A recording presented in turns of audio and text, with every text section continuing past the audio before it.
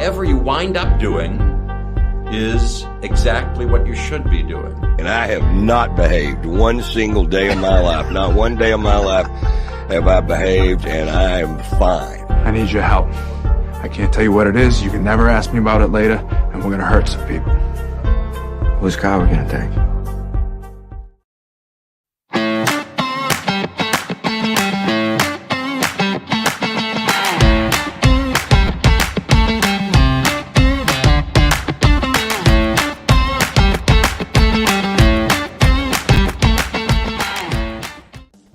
Hello, hello. Thank you for joining us on the Nikki Maduro Show. Happy Friday. Thank you for everyone for being here. Click that thumbs up button. But we have a very special day today.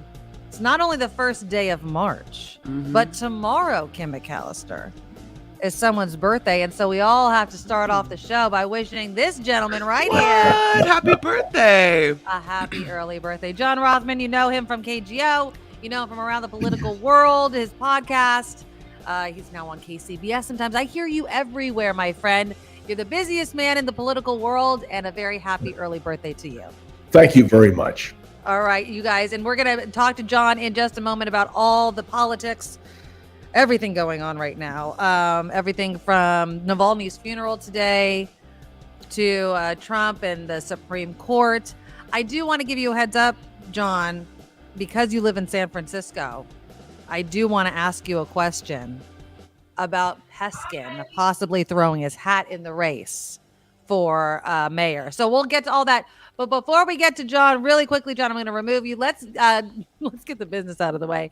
Click the thumbs up button. Show your support for the show. The super chat is also live. That's a way you can throw us a super thanks. Super comment. I apologize. I got a letter, an email yesterday, Kim, that apparently we had missed some of our super comments yesterday. I really do try, and I know, Kim, you try as well, to read these super comments as much as possible. How did that happen? So, I don't know. We forgot one, and I'm not going to call it the viewer, but I apologize again on air. And I feel like we try our best. So again, super comments are read live if you're on the live version of the show. And then obviously if you're in the replay, we go back and we read all of your comments. So that's a way for you guys to support the show. Also, our Patreon. Just go to thenikkimaduroshow.com, thenikkimaduroshow.com. Our Patreon link is there. Of course, PayPal is always available. Just go to paypal.com, hit the send button, and you can go to thenikkimaduroshow@gmail.com. Oh, to whoever we forgot, I'm sorry. I know. I'm sorry. I wrote a very long email. I'm like, I'm so sorry. I do make a concerted effort. So I hate missing anything. And so definitely we are going to make even more of a concerted effort to do that.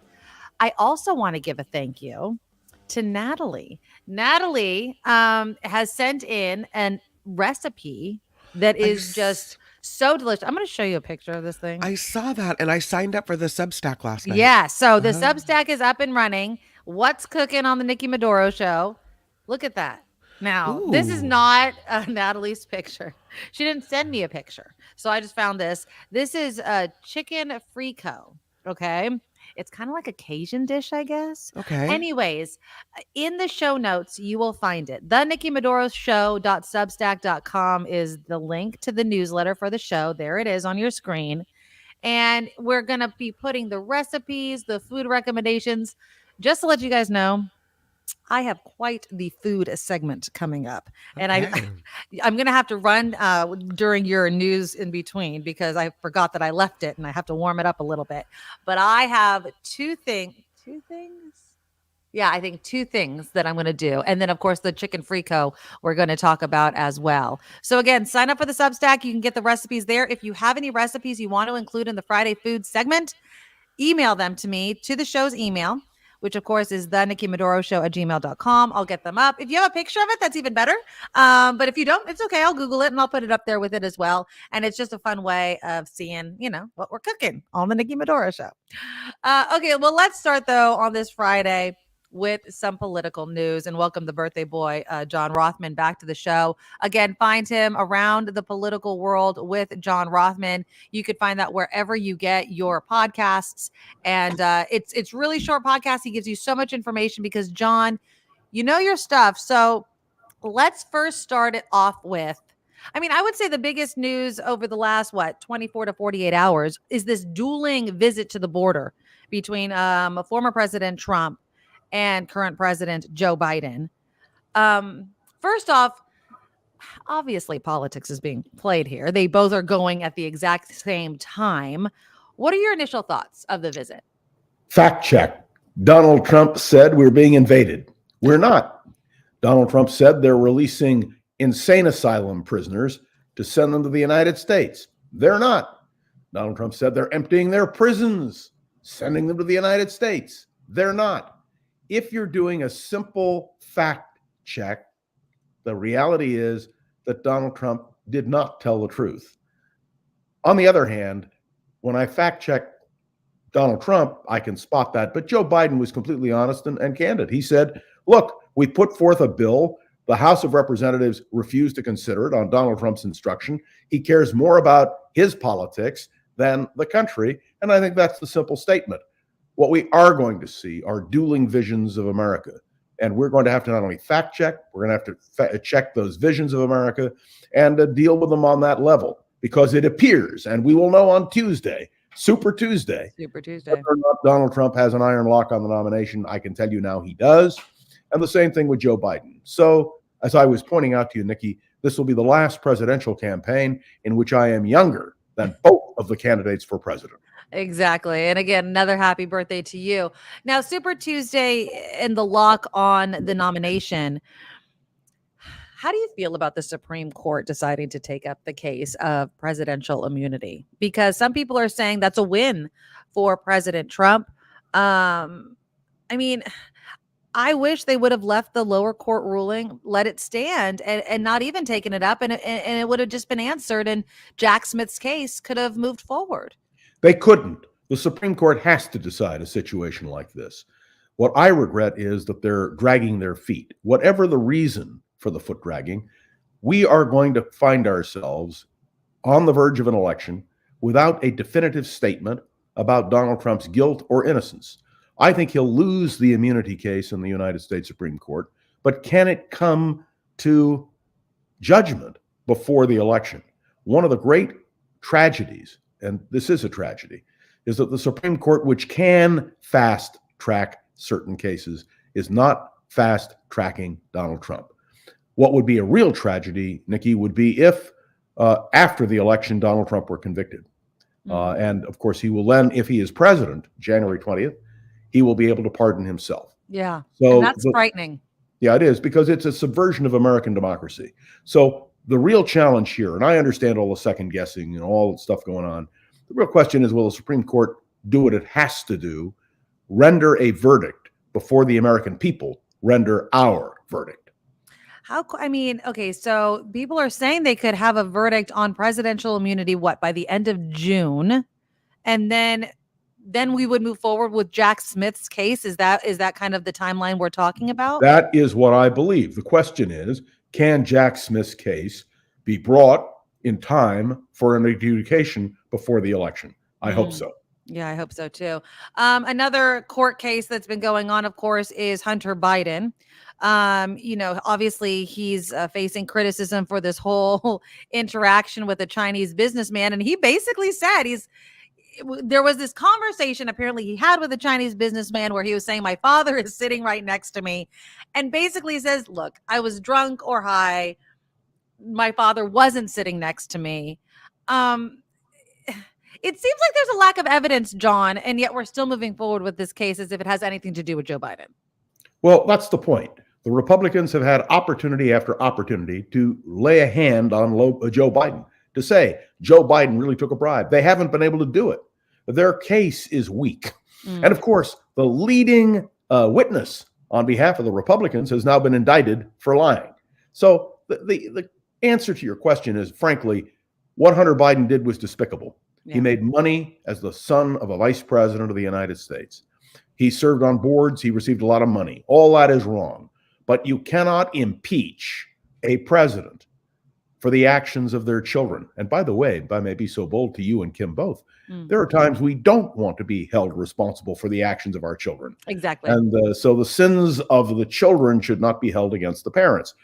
Joe Biden is not going to be impeached. The Republican case is a joke. And more than that, and I say this with all sincerity, if they have something, they better bring it up pretty quick. But the most important thing is, I think if I were running the Democratic campaign in 2024, I'd be running against that good-for-nothing Republican Congress because they have been a complete failure. And this kind of grandstanding certainly is damaging. And for people like Jim Jordan, particularly, I think his credibility is shot.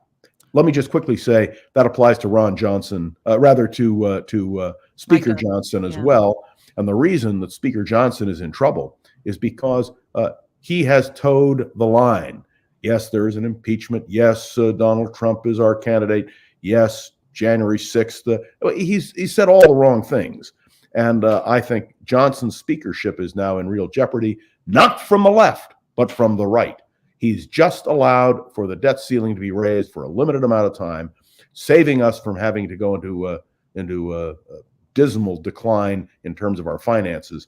But the Freedom Caucus, the Republicans on the right, are very angry with him, and that's the reason Kevin McCarthy lost his job. Right. That may be the reason Speaker Johnson loses his job. And even if he doesn't, running against that good-for-nothing Republican Congress, just as Harry Truman did in 1948, makes perfect sense to me.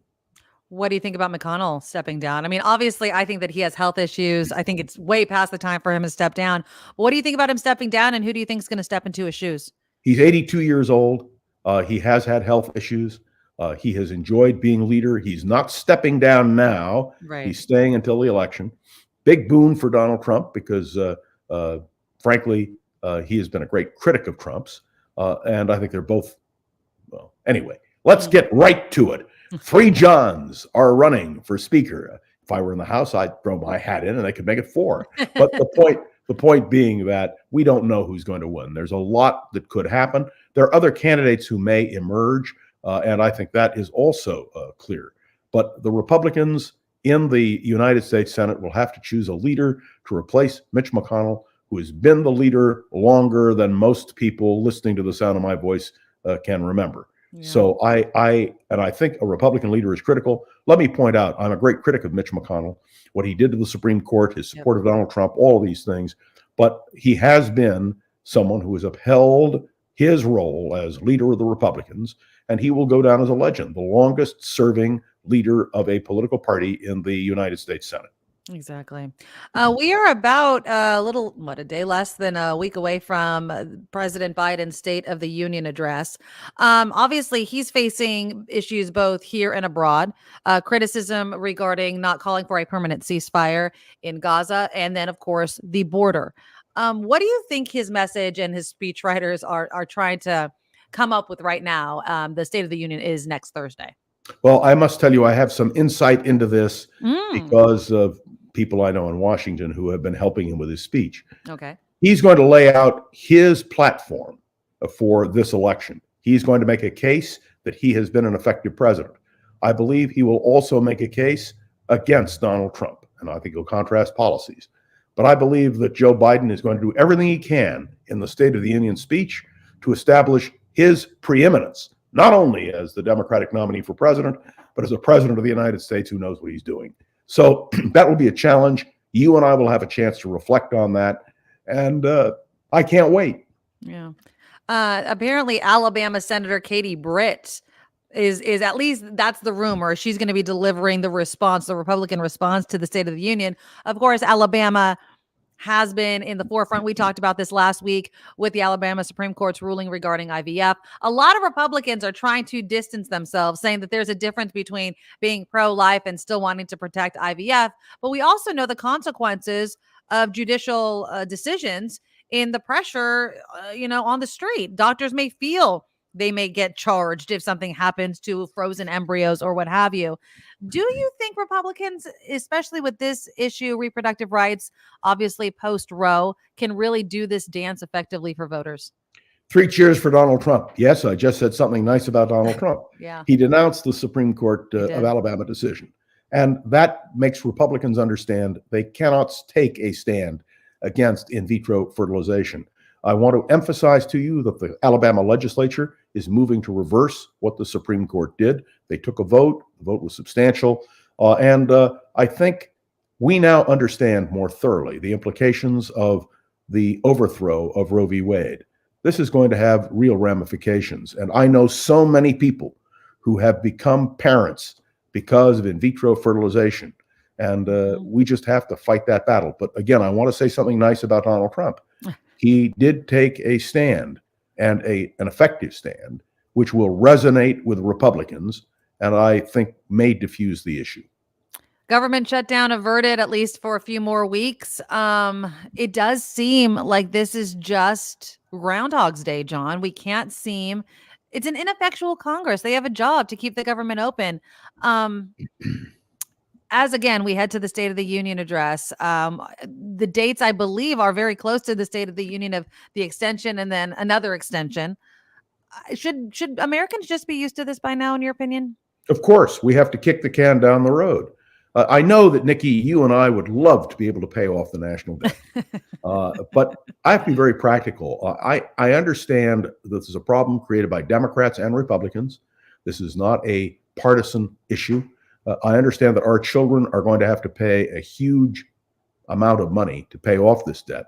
I wish we would start now. I have said that I do favor the very conservative approach of a penny tax. On every dollar we spend, we put 1 cent aside. We begin the process of reducing the debt. But in the end, America has extremely deep pockets. And that is the reason why we are not going into national bankruptcy. We put the Soviet Union into bankruptcy by forcing them to outspend the money they had, and they didn't have the pockets we have. This is, as Joe Biden likes to remind us, the United States of America, the wealthiest country in human history. And although we have great problems in our own country, there is no doubt that we have very, very deep pockets.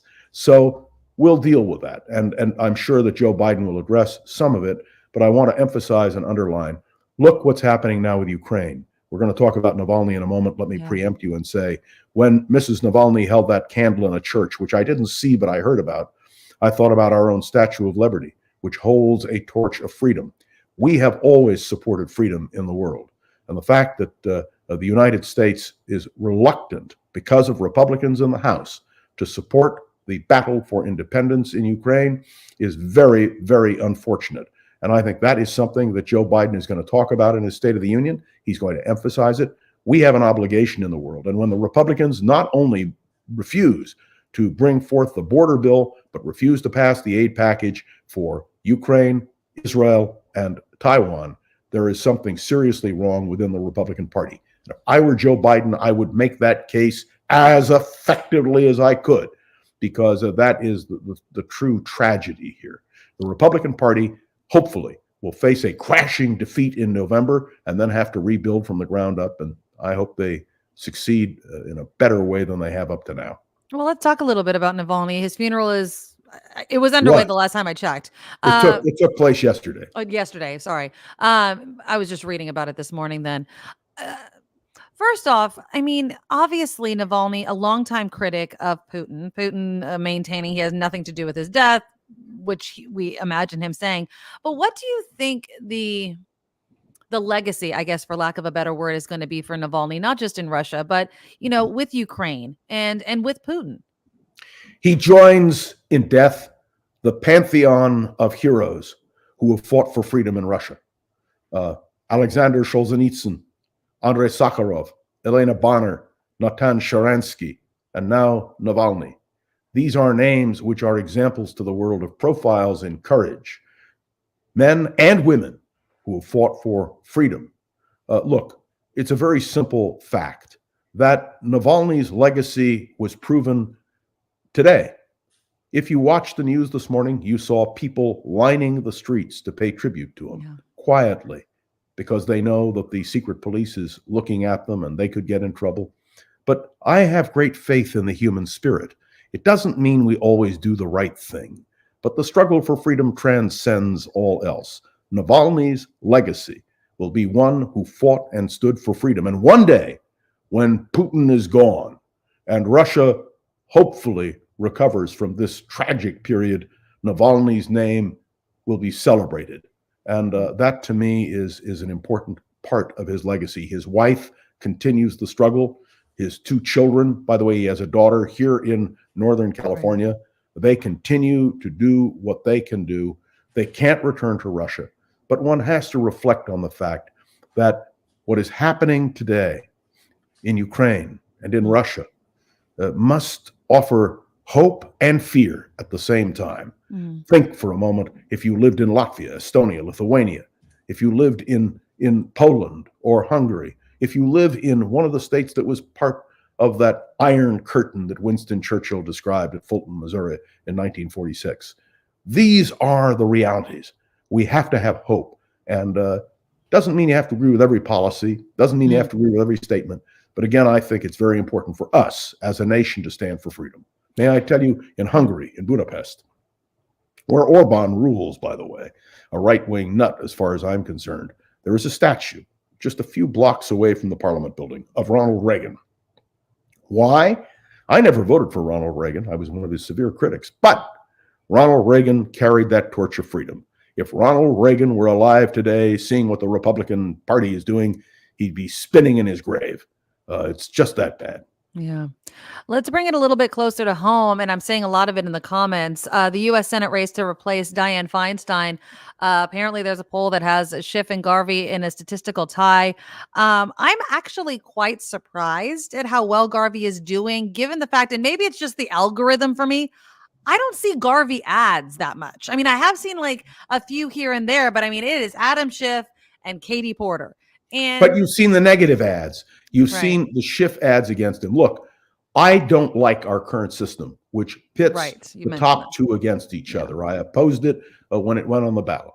I personally favor Adam Schiff. That's my own predilection. But I would prefer to see Garvey than Katie Porter. What's going to happen if Katie Porter and Adam Schiff get into the runoff? They just attack each other. You know, there's no issue differences between them. But when you have Garvey, you have the Republicans having a chance to present themselves. The Republicans don't have to run ads. The Democrats are doing it for them. Adam Schiff's ads are the greatest promo for Garvey imaginable. But the simple truth is, I want to see a Republican versus a Democrat. I want to see that vital, vibrant issue. And I will always remember Katie Porter's line, which I think is immortal. When one thinks of Garvey, one has to think of a Dodger. I'm not talking about the baseball player, the guy who avoids issues. Katie Porter is very able. I would have no problem were she to be in the United States Senate. But my own sense is that it will be Garvey versus Schiff, and that Schiff will win overwhelmingly. But if it's Porter, all I have to do is point out, you know that the next senator from California will be a Democrat. There you go. One more thing, and this broke yesterday. And of course, it's not like as if he's throwing his hat in the race, but you do live in San Francisco, so you have a bit of skin in the game. What do you think about the idea of Aaron Peskin throwing his hat in the race to challenge San Francisco Mayor London Breed? I've been predicting it for months. I have said it publicly. I've said it on the Mark Thompson show. I don't know if I said it on your show, and I've said it on my podcast. I am not surprised at all. Aaron is term limited. He's a very effective member of the Board of Supervisors. He has a large constituency. Remember, he represents Chinatown. The Chinese are looking for a voice. They're not particularly happy with London Breed, and I think that's going to be interesting. But look, what you now have is a choice here in San Francisco. Mark Farrell, an old friend of mine, a guy I have a great regard for, also running for mayor. London Breed, with whom I've had disagreements, but who has done an exemplary job in recent days. And I think it will make a difference. I think she's got to be the odds-on favorite. And although people think I'm crazy for saying it, and maybe I am, she has the backing of the Democratic Party here in San Francisco and Willie Brown's backing. And that is very significant. I would suggest to you that Daniel Lurie has not yet to gain that momentum. This is another blow to Daniel's candidacy, I think, because it gives people more of a choice of a real politician with a recognizable name.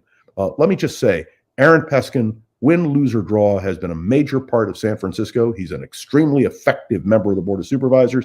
I don't agree with him on certain things, but I'm glad he's there. And so we now have a choice in San Francisco. It's not going to be a cakewalk for London Breed. Right. I seriously contemplated running, made the decision not to run for a variety of reasons. You disappointed a lot of people, John, by saying that right now. I know. Believe me, I hear this every day.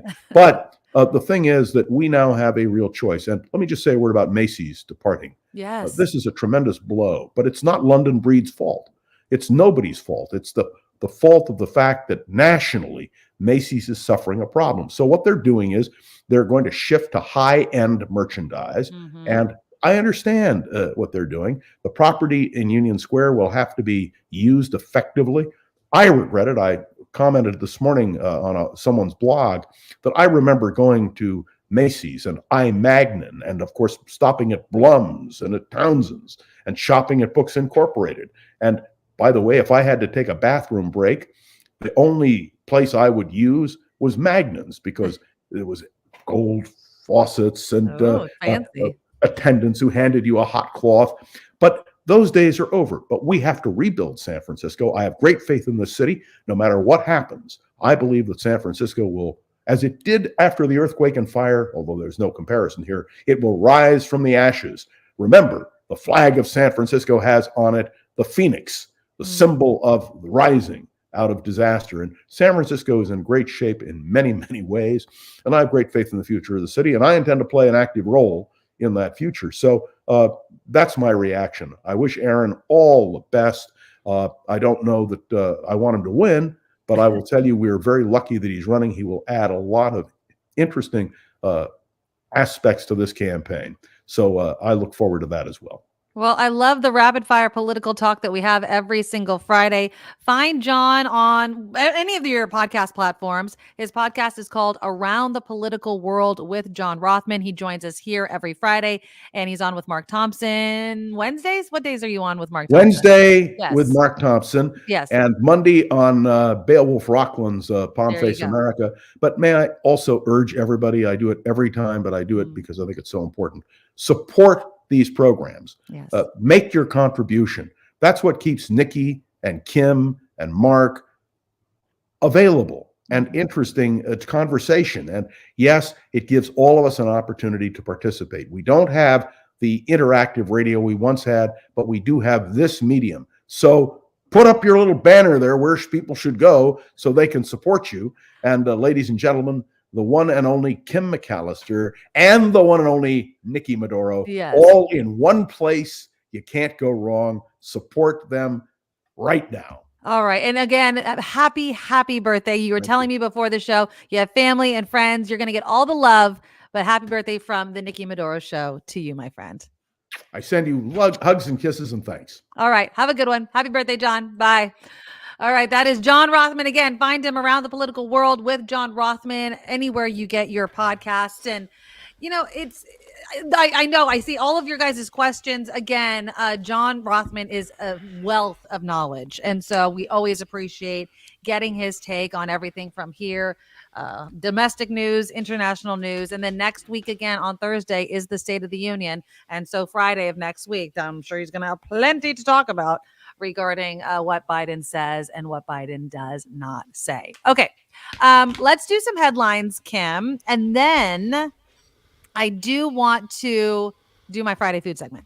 And I have a lot of Friday food that I need to get together. So I'm going to run, I'm going to heat something up, and then I'm going to come back because I like to weigh in on your news. But I finally went, just to tease you, I went to one of my favorite places. And I think that you guys know what it is. I told you I was going to try. And then I also went to a place that I promised last week I would go to, and I went with my mother. And I am telling you, I want to say it was Susan, and I should have written it down, but Susan, I think it was you, and forgive me if it was somebody else, to go to Dolce Cecilia in Willow Glen. I am telling you, I've never stepped foot in this building. I don't know how I've missed it after all these years. But I have something from there. I'm going to heat it up right now. We'll do our Friday food segment.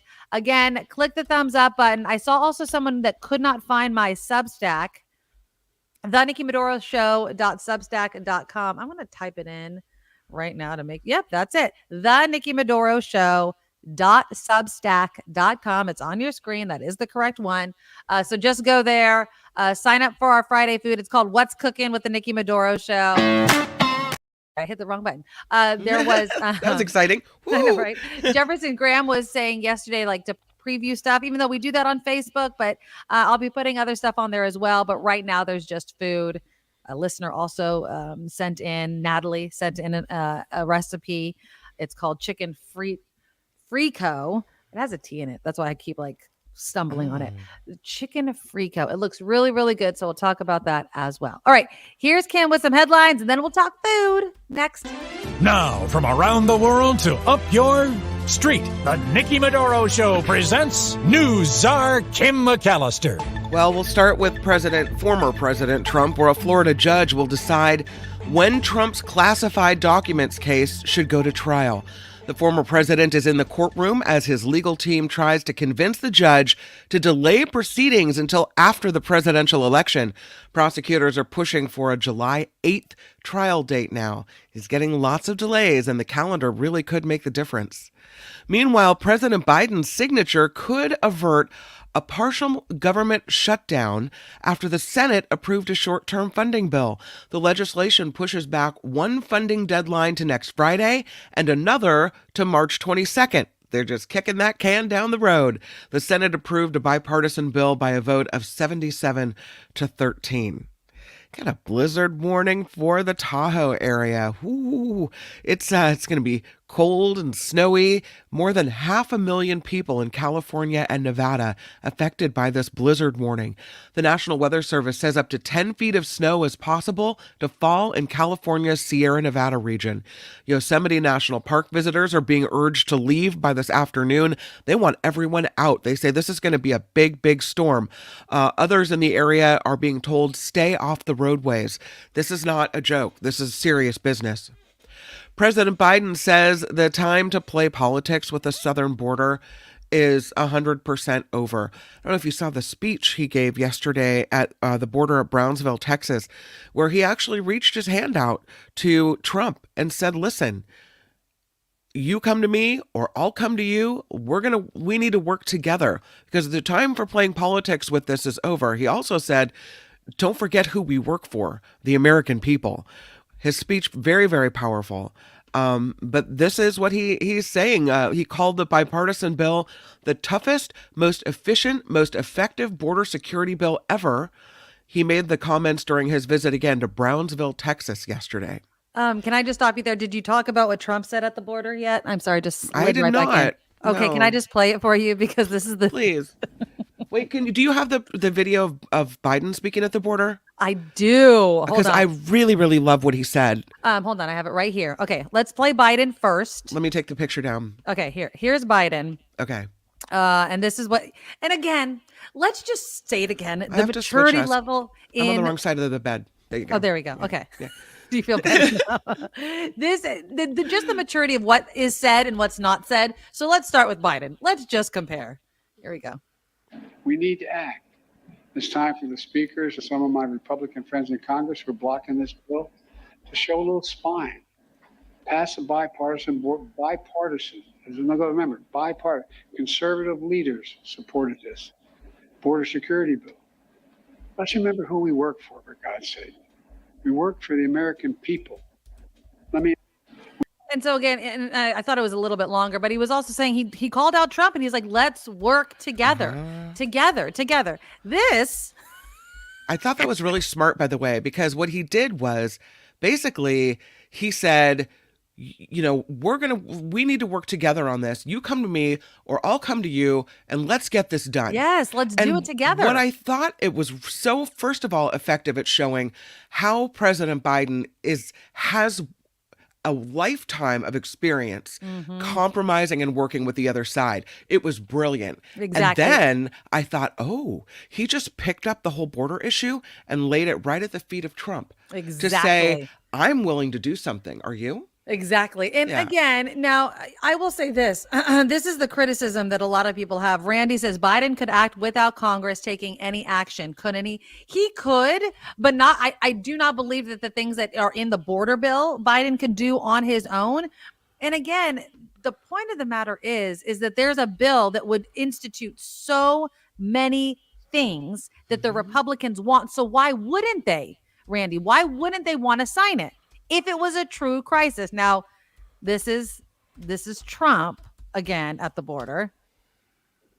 Because everybody I speak to says how horrible it is. Nobody explained to me how allowing millions of people from places unknown, from countries unknown, who don't speak languages. We have languages coming into our country. We have nobody that even speaks those languages. It's Spanish, by the way. What? Languages. Nobody speaks them.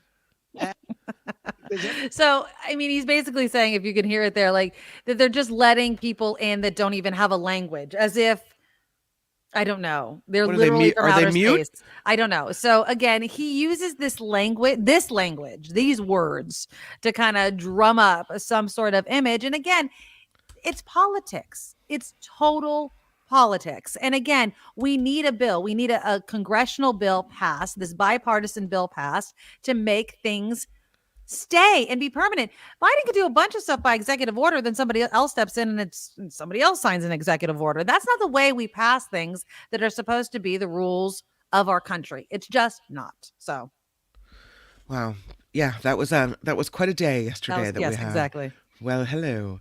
Okay, let's talk about, where were we? Navalny. Oh, yes. I kind of didn't know whether I should put this picture up because I don't want to show dead people, but I think it's a very important world event. And when you show what's happening in Russia right now, the courage for people to even go to this funeral or file back past this coffin is huge. There are a number of European leaders paying their respects to Alexei Navalny. He is, of course, the Russian opposition leader and vocal critic of Russian President Vladimir Putin, laid to rest in Moscow on Friday. UK Foreign Minister David Cameron posting on X the day of his funeral, "We remember his spirit of defiance in the face of brutality from the Russian regime." Again, thousands of people filed past his coffin. That takes a lot of guts in Russia. It does. And again, and John Rothman was talking about it, the names that he's going to be listed along. I'm sure while part of a comfort, I mean, again, this is what happens in Russia when you go up against Putin. Putin can deny it all he wants to, but from being poisoned, going to Germany and then going back to Russia, and then being imprisoned, and that's where he ends up dying and being killed. It's sad, but again, this is the reality of being an opponent to Putin. Yeah.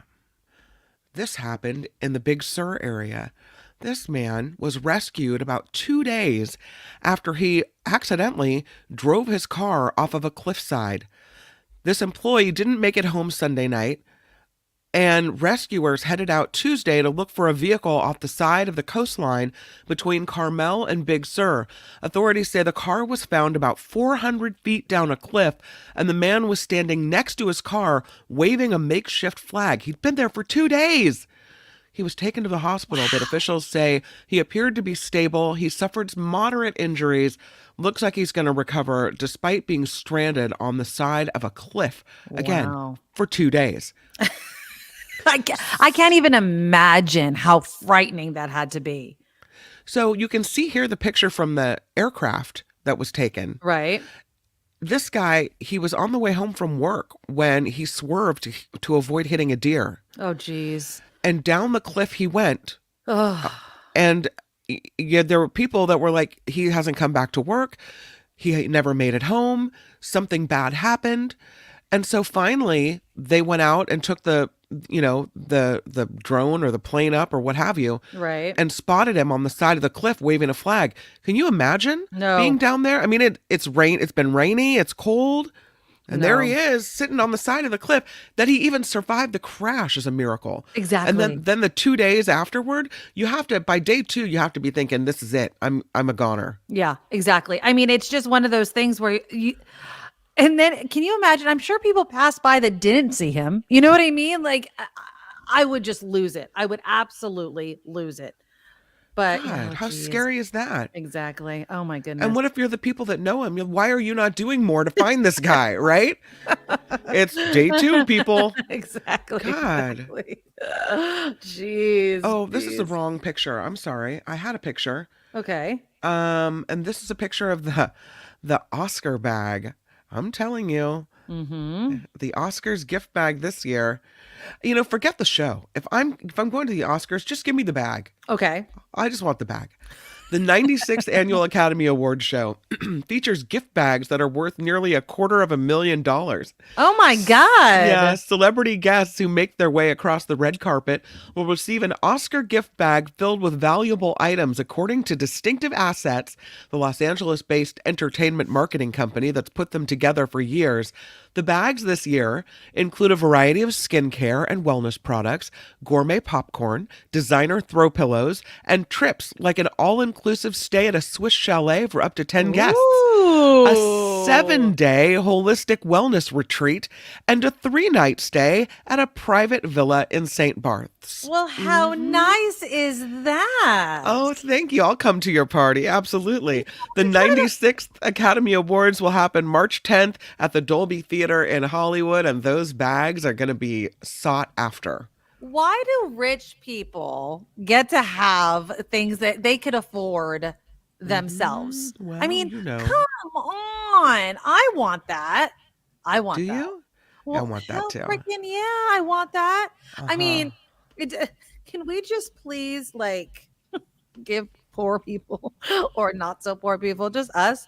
Can we just please like get some of the wealth? It's as if rich people get tax breaks. Why do Oscars, celebrities, and everybody get things that they probably enjoy already? Where's the fun in that? I want it. Well, I mean, you have to entice these stars to come to the Oscars, don't you? Do you think, I mean, seriously, like they can't afford it on their own? Is that what you're telling me? Oh no, they can afford it. Yeah, exactly. They can afford it.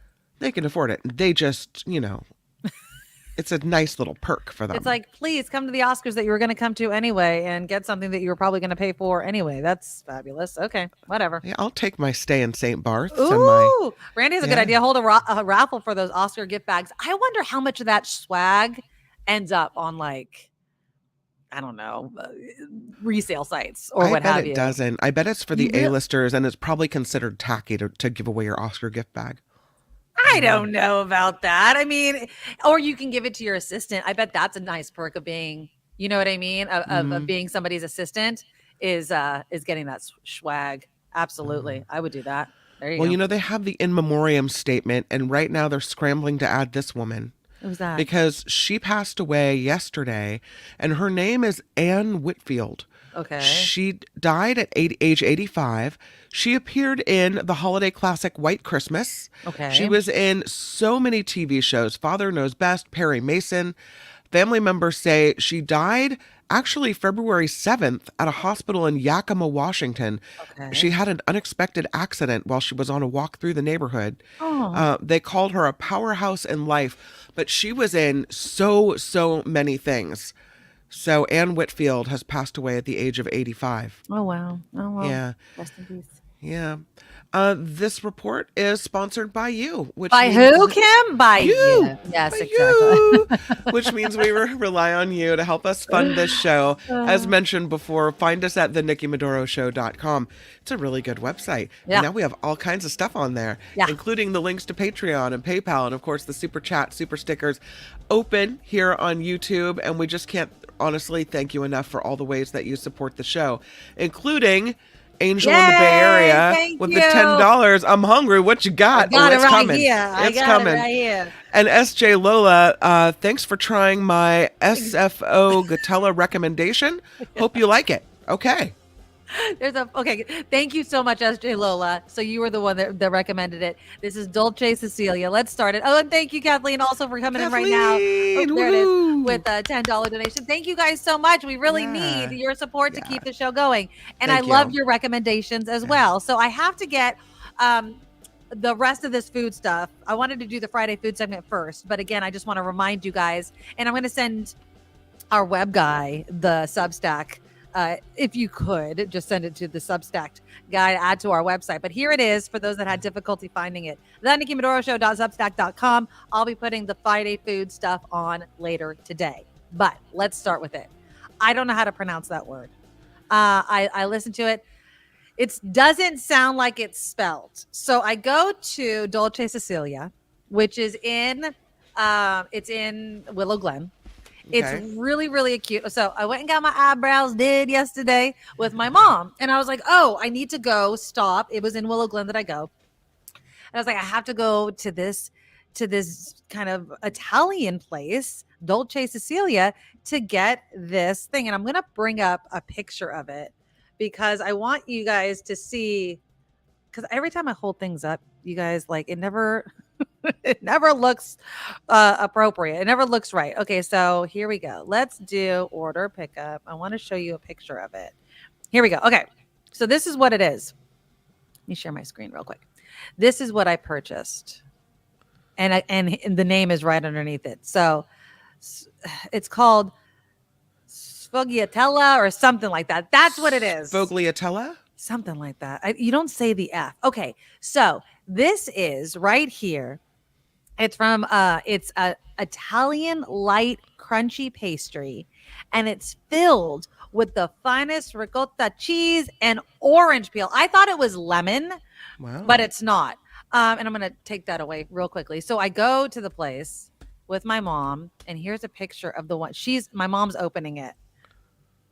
That's the inside of it. It is so freaking good. It's a really cute place, Kim. It's kind of like inside a building, and then it has a bunch, like it has a makeup place, it has a salon, it has a post office, and then it has like these little tables in front of it, and you go in, and I go, I want this, and he like says it for him. Like, I don't know how to pronounce it, and I don't want to butcher it. So he says it, couldn't get it.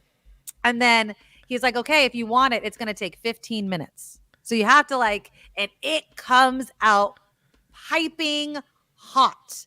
Piping hot. What are you showing me? Okay, here we go. Oh, you're going to. Buongiorno. We are looking at how to pronounce with the typical Italian pronunciation the name of this pastry that is sometimes called a lobster tail in English. This is a shell-shaped, filled Italian pastry that is native to Campania. How do you go about pronouncing it? Sfogliatella. Sfogliatella. You do want to stress on the te syllable. Sfogliatella. Sfogliatella. Here are many more videos on how to pronounce. Okay. Yeah. Now we know. So that's what it is. So we got two because my mom and I wanted to share one fresh. Okay. And then I got another one to show on the show. So there it is. And yeah, they are made to order. Oh. Ooh, and it is, I can't eat the whole thing. I'm so glad my mom was there, but it's nice and flaky. Here is the inside. I mean, it's loaded. When they serve it, it's gooey, right? Mm-hmm. Mm-hmm. I thought it was lemon, but now that they say orange, yes, it is so good. Oh, wow. It is so flaky. I've never even heard of it. Neither have I. Sfogliatella. Until SJ Lola did. And yes, it's in Willow Glen. So if you're in San Jose, if you go down Minnesota, Lincoln area, and it's over past Taiwan, the restaurant, and it's on your left, and it's in this little shopping center past the bank, Plaza Villa, all those. Okay. It's so freaking good. And it's reasonably priced. We got 2 Cafe Americanos and 2 Sfogliatellas for $20. So I would say that's pretty good. You know what I mean? Given the fact that some people pay $6 just for a Starbucks coffee. We got freshly made Cafe Americano that we had fresh. And we had the pastry. It was hails good. So thank you. Oh, thanks, Nick.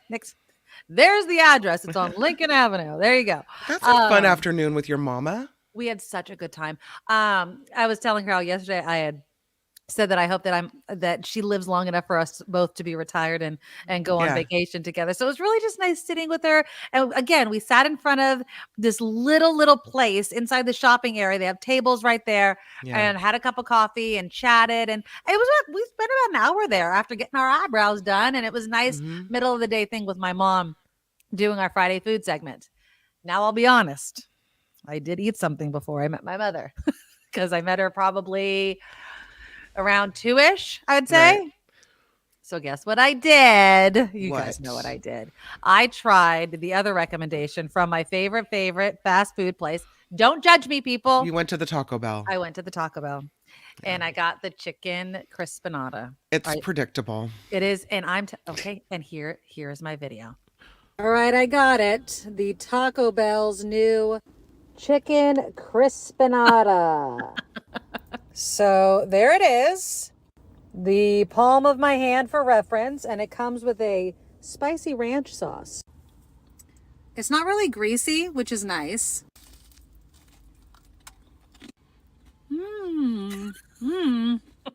That's what it looks like on the inside. It's pretty filled. That is crispy, cheesy. Oh, that's bomb. That's really good. Now I'm trying it with the sauce, which adds like 200 calories, so I'm just tasting it a little bit. Nah, you don't need it. You don't need the sauce. You can just eat it plain. Yeah, Taco Bell hit it out of the park with this one. I mean, it's only available for a limited time, but I would definitely try it. It's good. So there you go. What's in there? It's chicken and cheese and sauce. It is really freaking good. I'm just telling you. I know. Don't judge me. I don't care what you guys say in the comments about Taco Bell. I like it. Mara says it looks like a cheese-filled churro. No, it's not sweet on the outside. It's like an empanada shell. So it's crispy. Okay. And it's not greasy. It was hot. I mean, I almost burned the crap out of my lip. Liz has never been to Taco Bell. I mean, I don't think you've lived then. I think that you need to turn in your human card. I don't know what to tell you. Yeah, that was you kind of doubled down on the fried goods yesterday. I did. I did. I did not eat well yesterday. What else? I had, yeah, and then I had a reasonable dinner. I had chicken and orzo and spinach and stuff like that. So I had a decent dinner. I had one chicken crispinata, and I had half of the spaghettella. So yeah, I thought, you know, in this thing, I'm telling you, go to Dolce Sicilia in Willow Glen. It was really, really good. I didn't say it was Mexican food. Freaky. Didn't say it was Mexican food at all. I just said it's my favorite fast food. That's all. And you guys can't judge me on it. I've been like this. I've always been like this. It was really, really good. So my last food segment that I want to do is I just want to give another shout out to Natalie with her chicken frico. That picture looks really good. It looks really good. This is from Southern Living. I had to Google a picture of it. So this is kind of what it looks like. It's like chicken and dumplings, but with all the stuff. Now, the recipe that I included on the Substack newsletter, What's Cooking on the Nikki Maduro Show, Natalie was kind enough to give us two versions. One, which is a quicker one, uses a boxed kind of stock. And the other, you make your own by boiling the chicken and the bones and everything like that. So if you really want to go all out and do that, she's included and sent me, and I included the recipes for both, which in all honesty, it just takes more time. It's not as if it's hard. Okay. So again, and yeah, Natalie, thank you guys so much. So again, send in either, you know, like SJ Lola did, and I will put it up, you know, where we should go, food recommendations, restaurants and things like that. I might not be able to go there, but we can make a list of them because we have viewers and listeners from all over. So if you like a place, remember when I went to Magic Mountain, I went to that Italian place that I have to remember the name of right now. You know, things like that. If you're on your travels, you can go to the Substack. You can say, okay, I'm going to this location. What was the place of that? And there you go. So are we going to separate it by location? Well, I only have one thing up there right now, but that's a good idea. Yeah, we can archive it all and everything like that. So what if one day that I had to go to pick a city for the day? Yeah. Right? I go to the Substack thing. There you go. There's a recommendation from a viewer listener from one of our team here. Yep. And I'm like, oh, you know, so-and-so says, try this place. Exactly. And so there you go. Yeah. And it's a great way for us to try things besides Taco Bell. I love Brian. You need to consume 2 healthy salads today. It's all a balance. Balance. Moderation, people. Moderation. Okay, so that's our Friday food segment. And again, Joe is at Taco Bell as we speak. Are you going to try the chicken crispinata? Try it. It's really good. I'd eat another one. That's funny.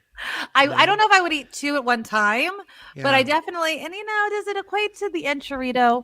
Is it up there with the Mexican pizza? I don't know, but I think they should leave it on the menu. I think it's only a limited time, like I said. Yeah. But it was pretty good. And I liked it a lot. So we do have some other food stories. Did you hear that Burger King is offering a Whopper at a discount after the backlash from Wendy's idea for that dynamic pricing, which lasted all of 24 hours? Exactly. Yes. I thought. Oh, well, we didn't mean a surge pricing. That was, don't put words in our mouth. Nobody thought it was a good idea. Nobody at all. So yeah, Burger King's trying to capitalize on that, which I thought was funny. Ryan says, I'm heading to Taco Bell for lunch today. Come rain or shine. It's probably going to be rain. Yeah. If you look, and I don't know how many of you want to put your picture on the show, but if you go and eat any of these things and want to take a picture, send it to me and we'll put it on the show. If you have the chicken crispanada, let me know what you think about it. I thought it was pretty freaking good. I'm just saying. I thought it was really, really good. Burger King, again, back to that story. Burger King customers can receive a free Whopper or Impossible Whopper with a $3 purchase until today. It's only available on the BK app or website. And this is, of course, to just try to get some good headlines from, of course, Wendy's.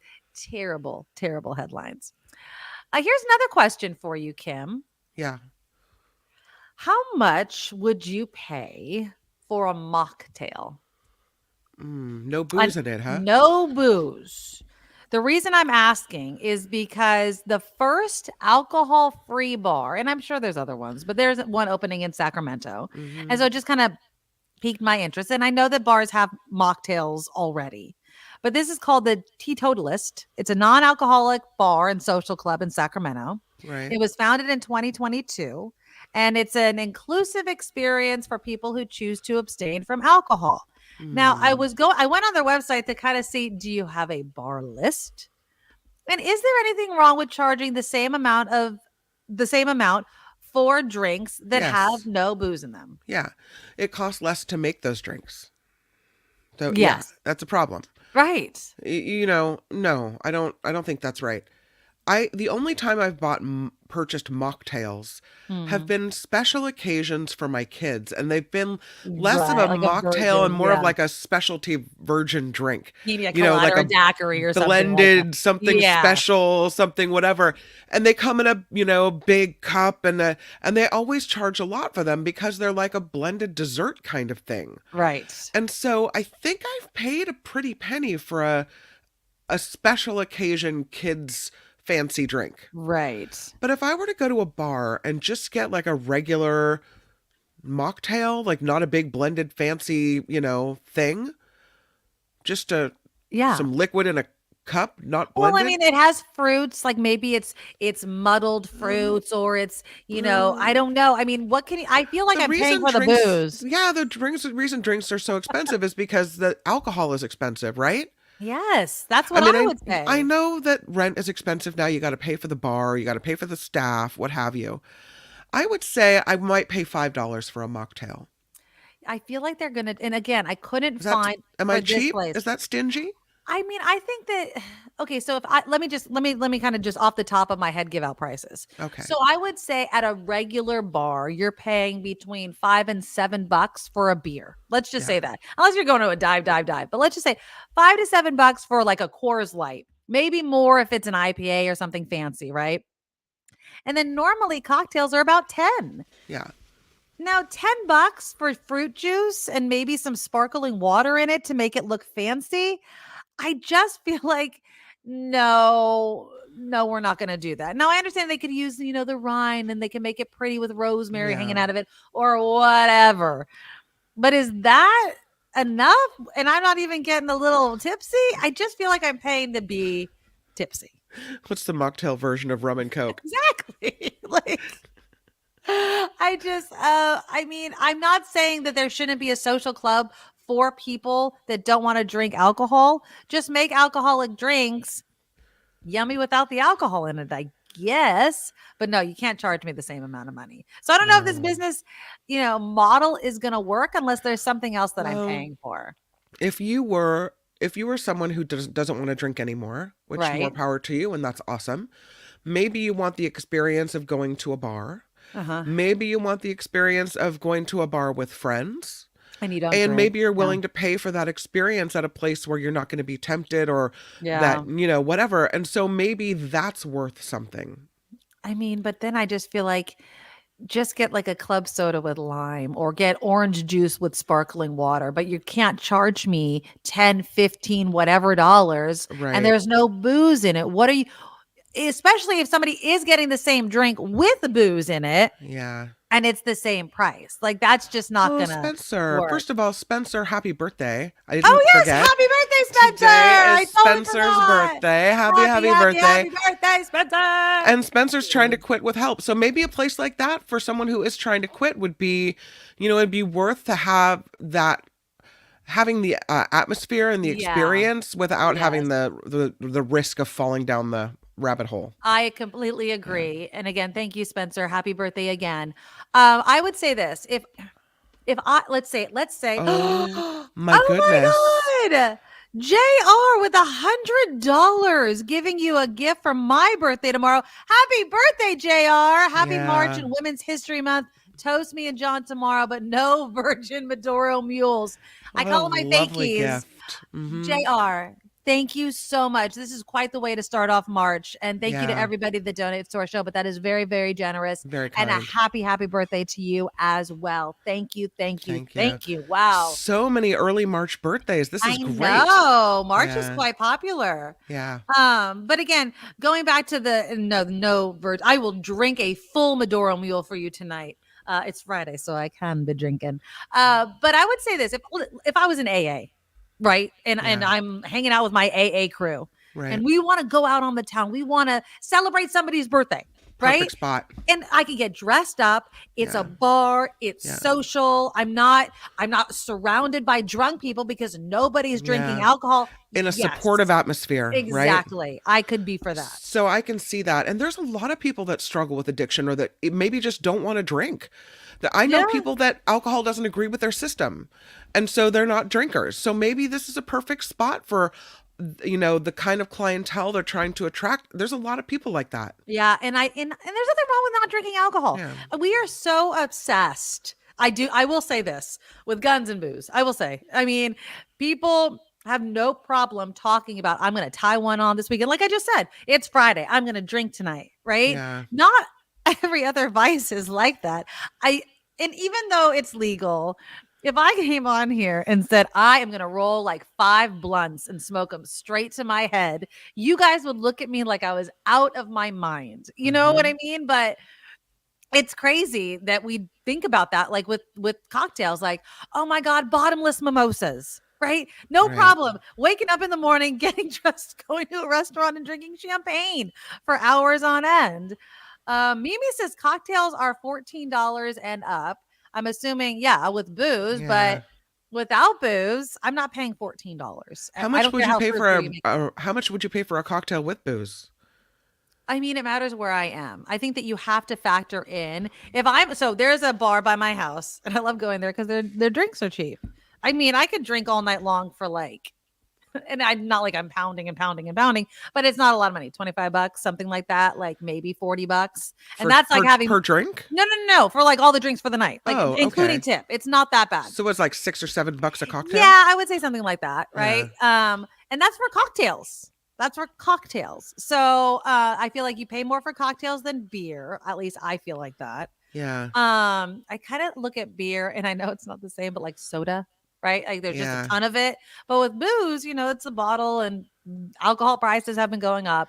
Yeah. But if I go to, let's say, San Francisco and I'm going to a fancy schmancy bar, then I expect to pay way more than that. And sometimes it's ridiculous. First of all, a lot of support for Spencer in the chat. So that's awesome. Yes. And support from us as well. Yeah. Yes.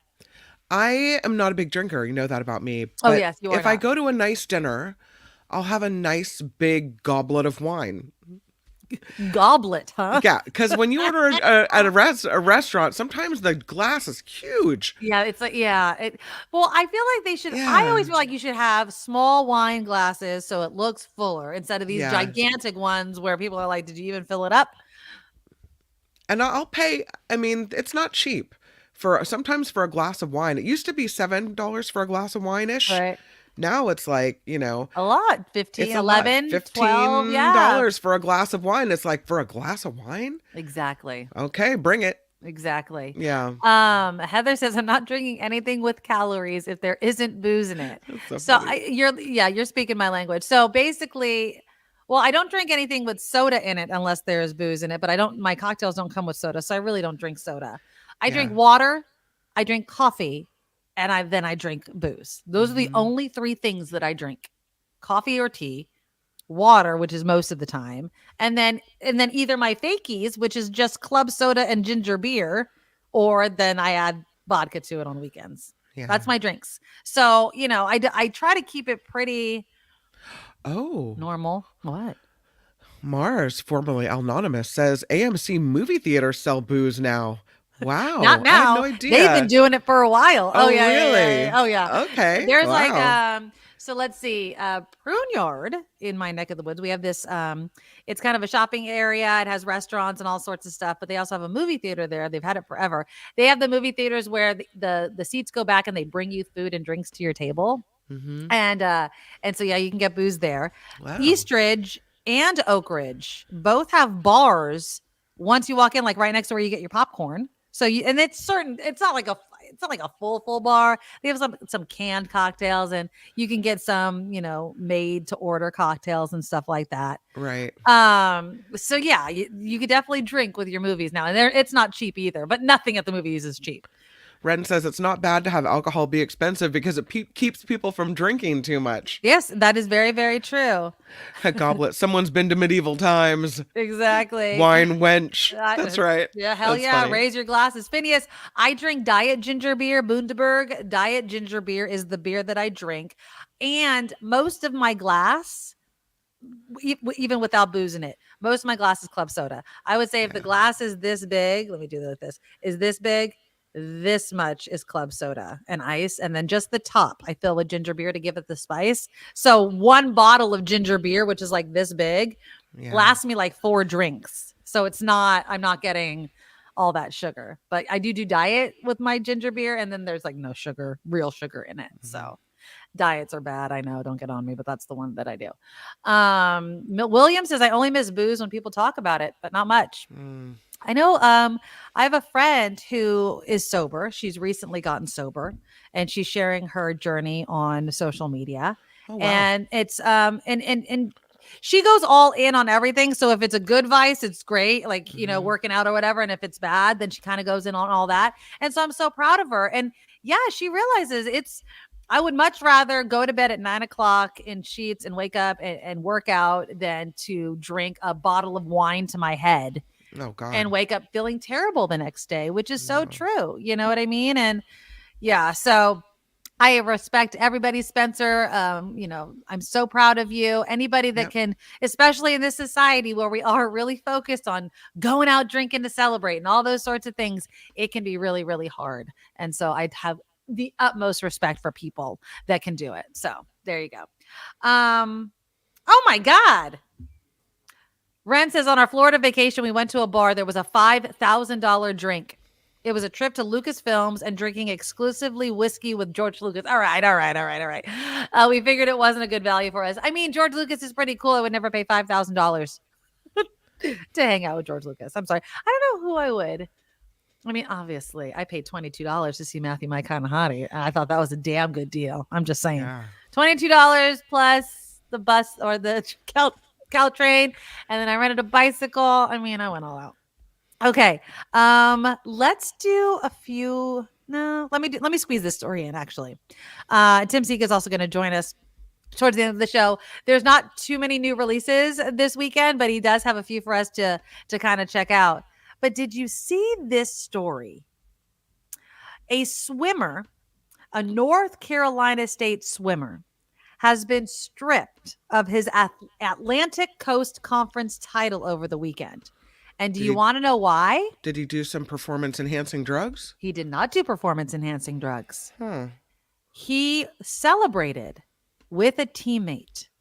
Senior Owen Lloyd, 22 years old, recorded a time of 14 minutes, 37 seconds. No, 14 minutes, 37 seconds and 0.4 milliseconds, I guess, during a freestyle competition on last Saturday.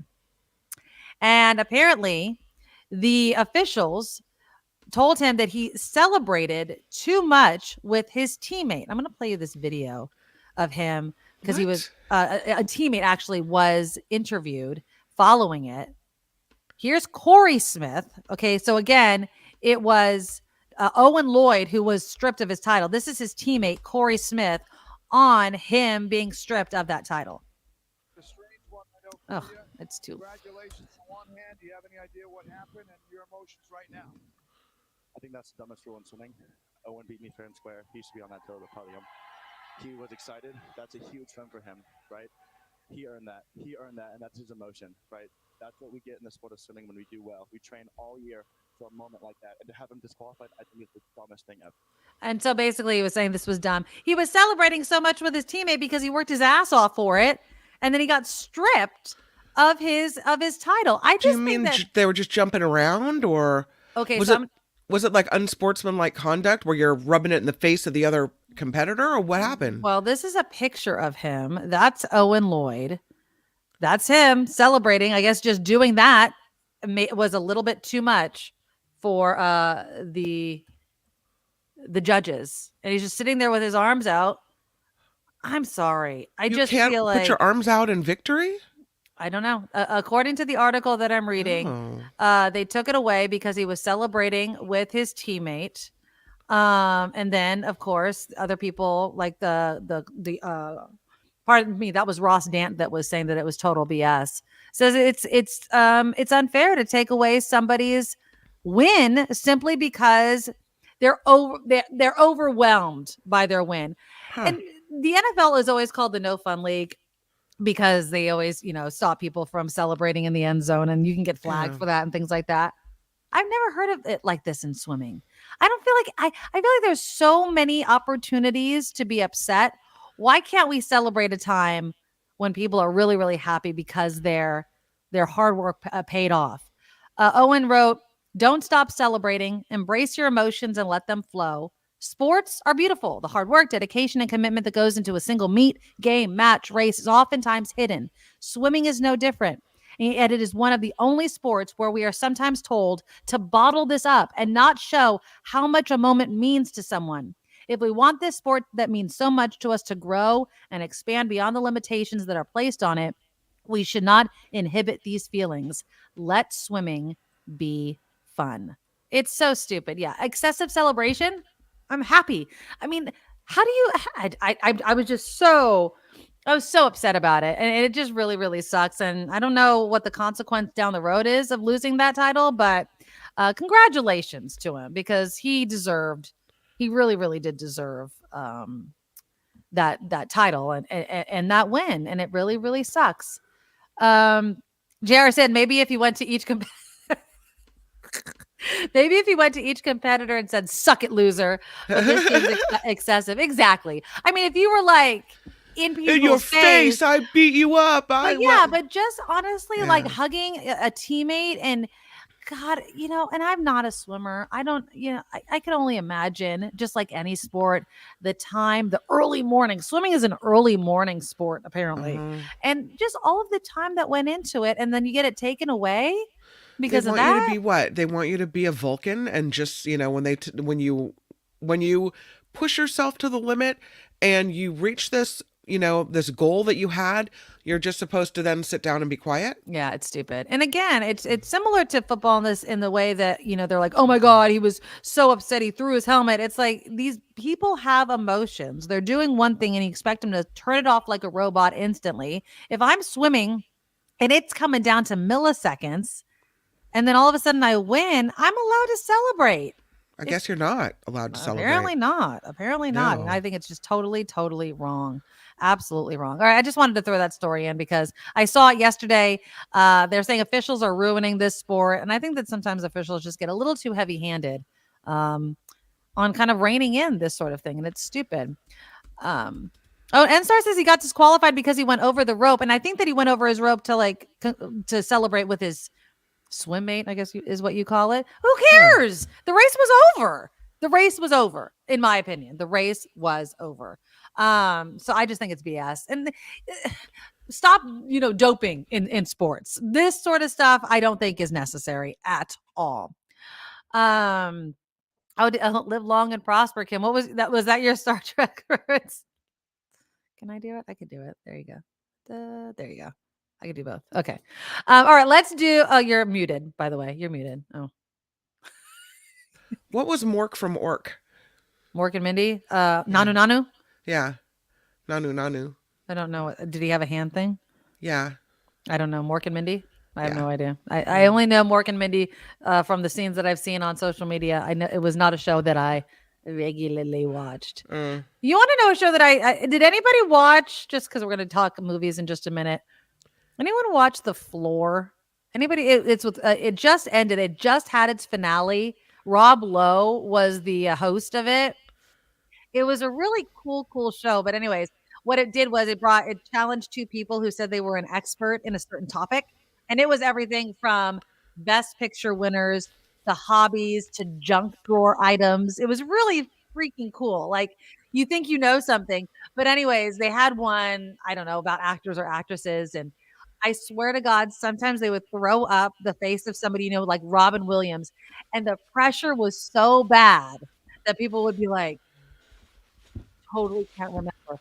There was a dustpan as one of the things that could be found like in the kitchen or something. And the poor person could not come up with the word dustpan. They kept like saying dust sucker upper. Like, it was so fun. Wasn't it, Walnut Creek Softball? It was such a fun show. I don't know if you guys, I'm not going to blow it and ruin the ending for you, but I will say it was really cool. My son and I watched it every week, and it was What was it called? The Floor. The reason the floor is everybody gets a square on this floor. Okay. It's randomizer, and it highlights one of the squares. And so, for instance, like, let's say my expert category is Matthew McConaughey movies. Okay. And so that's mine. And then if there's nobody up there yet, like if it's the first one, I challenge somebody whose square is touching mine. So let's say your square is touching it, and it is types of bread. Okay. So if I think that I'm gonna know your category versus somebody else, I'll be like, I'm gonna challenge Kim. And because I challenge you, I have to know the most about bread. You get to defend yours. And then it's just really a fun show. So I'm sure Interesting. It was on Hulu. So I'm sure you can go back and watch it because nothing kind of disappears for a while. I love game shows. I liked Snake Oil too. That was fun, but I like game shows. I like things I could play with my son, and that's what we do. So if you want to check it out, again, it's called The Floor. What would be my expert category? Matthew McConaughey movies. Although I feel like and you can study ahead of time, obviously, if it's your thing. I did really well in junk drawer items. I mean, they had junk drawer items. Yeah. Really? That's a great topic. You want to know what category my son kicked butt in? Flags. I was like, I'm not going to do well in this. And they would throw flags, and he's like, boom, boom, boom. I'm like, how do you know? There must be an app, like Stack the States. He must or something. Yeah. Like, it was it's really cool to play with your kids because then you get to see what they're really smart. He knows his states really well. I suck at geography, so that was no good for me. And then things that we thought we would do well in. Yeah. So if you say, for instance, there was one there was TV show locations. Okay. Oh. And then they would like show Central Perk. And then you'd have to name the show. And so Friends. It was really weird because some of the things, like Central Perk was obviously Friends, but some of them are off the wall things that you wouldn't even think of. You're like, oh, what was that show? I was thinking when it said TV show locations, where was the TV show filmed? Sure. Where was the city it was based in? No, it would show you something that was included in the show. It was really, really cool. So The Floor is one of those shows that you should definitely check out. So I liked that one. Okay, let's do some headlines. Tim Seek is going to be joining us in just a bit. Again, a big thank you to those that have donated to the show. Click the thumbs up button. We really do appreciate it. It's a simple, free, easy way to show your support, and YouTube loves it and all that sort of thing. All right, here's Kim with some headlines. Now, from around the world to up your street, the Nikki Maduro Show presents News Czar Kim McAllister. Well, former President Trump is being invited by President Biden to work together to get a border bill passed. They both made visits to the southern border yesterday on the issue of immigration as it heats up both parties. During a briefing in Brownsville, Texas, President Biden said the bipartisan bill is the toughest, most efficient, most effective border security bill that's they've ever seen, saying that the time to play politics with the issue is done. And he is willing to reach out and say, you know what? who doesn't matter who wins. Let's just work together so that America wins. Exactly. Love But it. okay, let me just ask you this though. Yeah. And this is the snarky part of me. Do you think he knows the Republican Party so well that he can say this? He's like, sure. And not that he's against the bill. I think that Biden really does support the bill, but it makes him look so good to be like, look, I'm here. Let's work together. Let's compromise. It makes him look like the grown-up in the room. Well, and I think the it's not hard. the senior statesman, right? I mean, it makes him look like the person who actually really wants to work. Exactly. So good on you, Biden. Good on you. I mean, yeah. And if it is successful, and he does work with the other side, then it's a win for him. Absolutely. Then it's a win for him too. So it doesn't matter. So yeah, I think what a brilliant move. What a great strategy that was. Let's talk about Ms. Britt, because Alabama Senator Katie Britt will be delivering the Republican response to President Biden's State of the Union address next week. Britt is considered a rising GOP star, was sworn into office last year after picking up former President Trump's endorsement. House Speaker Mike Johnson praised her selection, saying the American people will tune in as the youngest Republican woman ever elected to the Senate turns the page on the oldest president in history. Okay. I don't know. I mean, it's the thing that I hate about I hate about the response to the State of the Union. It doesn't matter the party. Because they have it pre-written. And I know you can get the remarks from the president a little bit early.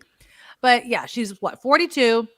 It says a lot that she is the youngest woman in the Senate.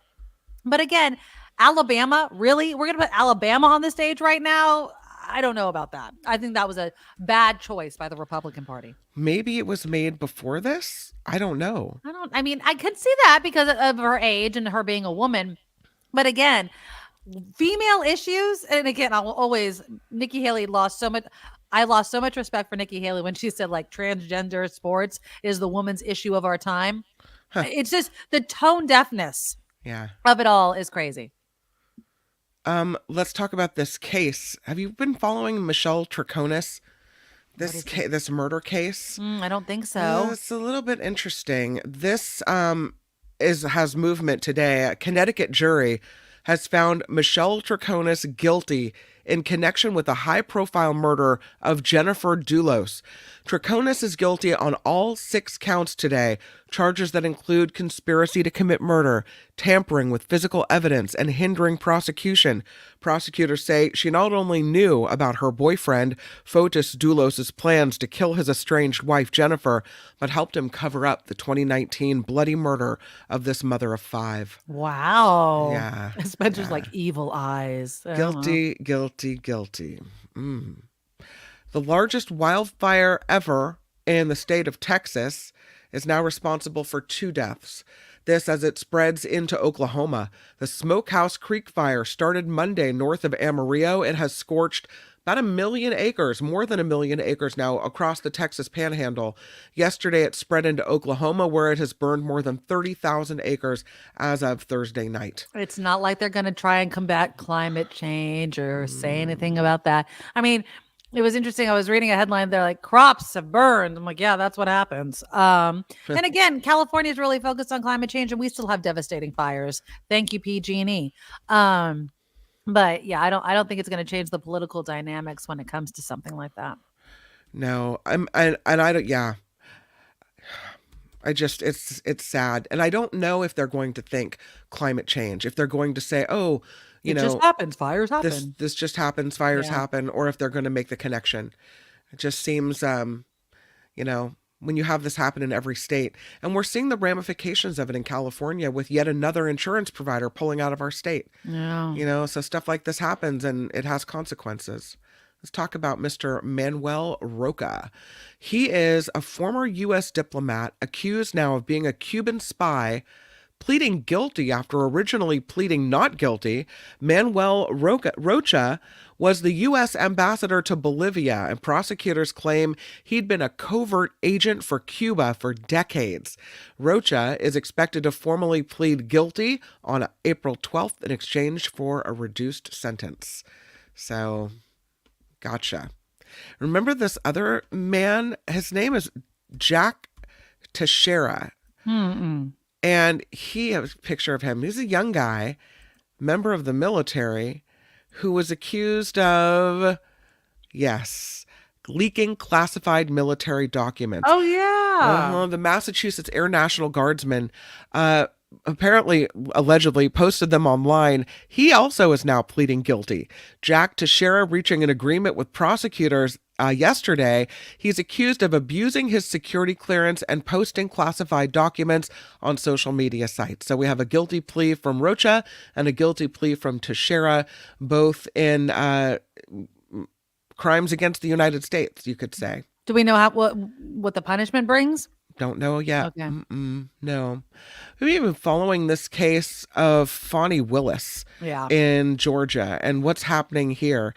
And it looks like closing arguments are underway in this weird side case, so bizarre, about whether the Fulton County DA should be disqualified from Trump's election interference case in Georgia. Defendants say Fani Willis needs to be booted out because of her romantic relationship with Special Prosecutor Nathan Wade. At issue, whether their relationship started before she appointed him prosecutor and whether she benefited financially by that appointment. Both Willis and Wade claim they spent their travel expenses, paid for their travel expenses equally, and that their relationship started after the appointment. It doesn't matter about Trump's guilt, though. Like, this is the thing that pisses me off about this whole entire case. What does that have to do with the price of beans? Honestly, nothing. It was a brilliant strategy to shift the attention away. And I don't know if anybody else is going to be as passionate in the prosecution of this case. So, if they boot her, it looks really bad for the case in general. So I guess attacking the person bringing the case is a smart move. I don't know. Yeah, I see through it. Anything to delay and distract. Yeah. This story is laughable. It starts with this line: "Relief is coming for millions of Californians." No, it's not. Will receive an average of $146 in credits on their April utility bills. Well, listen, when your utility bill is, I don't know how much yours is. Almost $500. Okay. Almost $500. So if your utility bill is $500, $146, makes a tiny dent, but come on. It happens twice a year thanks to the state's climate program, which requires polluters to pay for climate action. The amounts range from $32 to $175 for electricity and $58 to $86 for natural gas. The credits will be applied automatically for customers of PG&E, Southern California Edison, San Diego Gas and Electric, Southern California Gas Company, Bear Valley, Liberty, Pacific Corp, and Southwest Gas. So, get your climate credit, you're good to go. Ricky's like, OS, $146. We're in the money. Yeah. It's ridiculous. Screw PG&E. It's just, and it's only starting. Then summer's going to come. They're going to raise all of our friggin' rates, plus the gas prices. Oh my God. Sorry, guys. It's a little frustrating, isn't it? Mm-hmm. But relief is coming for all the Californians. Oh, yes, relief. Yeah. How about this? Break up PG&E. Please, please. Well, let's go to Governor Gavin Newsom. I don't know if you've heard about this whole flap with Panera Bread. I have. I'm very confused by it because I feel like today they were saying Panera doesn't get this. So anyways, explain what's going on. So yesterday it was reported that, the minimum wage increase for fast food workers applies to all these fast food places, but there was language apparently written into the bill that if you bake bread at your fast food place, then you're exempt from this. And Governor Gavin Newsom had a buddy or supporter who's donated a lot to his campaigns, who apparently he's close with, that owns, I think they said 26 Panera Bread franchises. Okay. So the thought was, and no one was taking credit for who wrote that into the bill. Right. How it came to be into the bill. So it had the appearance of Governor Newsom doing a favor for a friend. Right. Right? Exactly. Okay. So now Governor Newsom is making it clear Panera is not exempt from California's new minimum wage law. His office is saying there is a rule for restaurants that produce their own bread on site, but that does not apply to the fast food chain. Panera is owned by a Newsom campaign supporter and former high school classmate. Spokesperson tried to calm the backlash yesterday, calling a recent news story absurd for claiming Newsom would help the donor avoid paying workers $20 an hour starting next month. Yeah. So now they're saying that Panera will have to do this.